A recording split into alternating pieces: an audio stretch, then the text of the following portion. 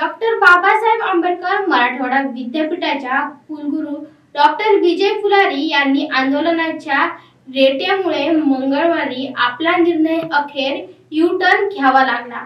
अधिसभा सदस्यांनाही सभागृहात त्यांना चांगलेच धारेवर धरले होते। विद्यापीठात 14 फेब्रुवारी रोजी भगवे उपरने तोंडाला बांधलेल्या टोळ्याने धुडगूस घातला।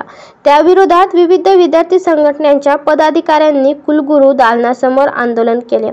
त्यांच्यावर प्रशासनाने गुन्हे नोंदवले। हे गुन्हे मागे घेण्याची मागणी करणाऱ्या 3 अधिसभा सदस्यांना नोटीस दिली, तर प्राचार्य डॉक्टर शंकर अंभोरे यांचे सदस्यत्व तांत्रिक कारणाचा हवाला देत थेट रद्द केले।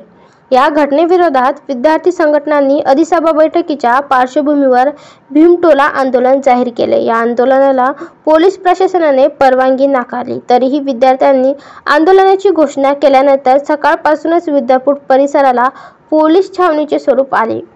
अधिसभेच्या बैठकीत सदस्य प्राचार्य सुनील मगरे, डॉक्टर उमाकांत राठोड, प्राचार्य बंडू सोमवंशी यांच्यासह इतरांनी विद्यार्थ्यांवर दाखल गुन्हे मागे घेण्याचा निर्णय घेतल्याशिवाय बैठक सुरूच होणार नसल्याचा पवित्रा घेतला।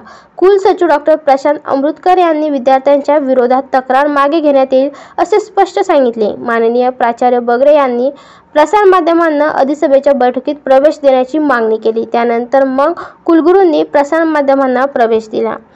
प्राचार्य डॉक्टर शंकर अंभोरे यांचे सदस्यत्व रद्द करण्याचा निर्णय कुलसचिवांनी सोमवारी सायंकाळी घेतला। विद्यार्थी नेता सचिन निकम यांनी अंगावर पेट्रोल ओतून आत्महत्या दहनाचा प्रयत्न केला। पोलिसांनी हस्तक्षेप केल्यामुळे पुढील अनर्थ टळला। त्यानंतर पोलिसांनी धरपकड सुरू केली, तेव्हा पोलीस आयुक्त नितीन बगाटे, सहाय्यक आयुक्त संपत शिंदे, सिटी चौकच्या निरीक्षका निर्मला परदेशी, बेगमपुऱ्यातल्या निरीक्षका रेखा ढोले यांच्यासह इतर अधिकाऱ्यांनी विद्यार्थ्यांची समजूत घातली।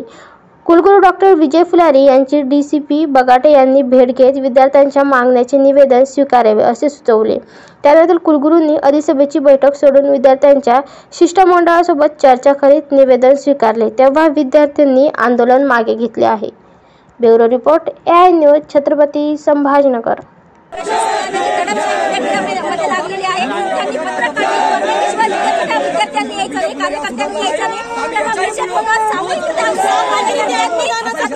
प्रयत्न केला, आम्ही स्वतः अंगावरती पेट्रोल घेण्याचा प्रयत्न केला। आज पोलिसांनी मध्यस्थी करून आमचा जीव वाचवला, परंतु हिटलरशाही बंद केली नाही। उद्या आम्ही सर्वजण असा आम्हाला संघाचा कुलगुरूंना आमचा इशारा आहे। माझं नाव दीक्षा पवार, काँग्रेस जिल्हा प्रमुख।